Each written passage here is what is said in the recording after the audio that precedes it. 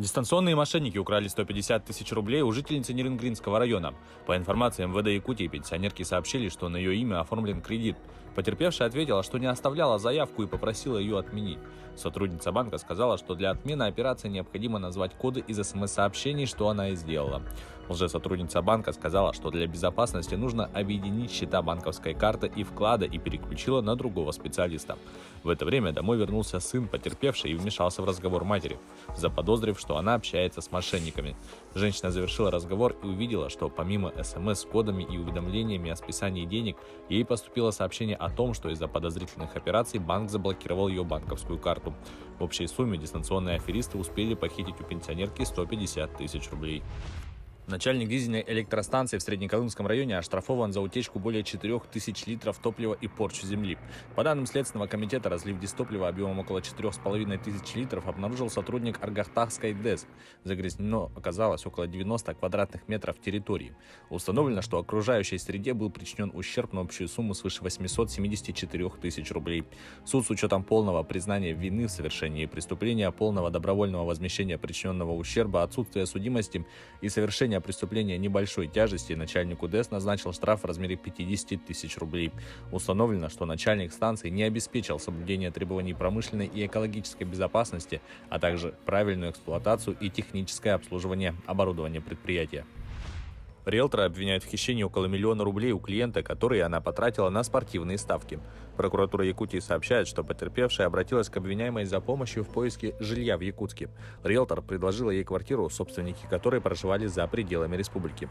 Женщина составила договор купли-продажи имущества, подделав подписи собственников, а также написала расписку о получении средств в размере более 1 миллиона рублей. Из них 50 тысяч рублей она направила владельцам квартиры в качестве аванса для получения ключей. Остальными деньгами обвиняемая распорядилась по своему усмотрению, устратив их, делая ставки. Собственники квартиры, не получив деньги за продажу имущества, потребовали освободить ее и оплатить арендную плату за время проживания. В ходе следствия риэлтор полностью признала вину и частично возместила ущерб.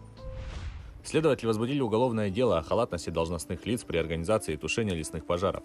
Установлено, что в сентябре, несмотря на увеличение площади возгорания лесного массива на территории Чурапчинского района, должностные лица, ответственные за его тушение, приняли решение о приостановлении работ по их локализации. Из этого огнем уничтожено 266 тонн заготовленного сена на территории Балугурского, Соловьевского и Хадарского наслегов Чурапчинского района.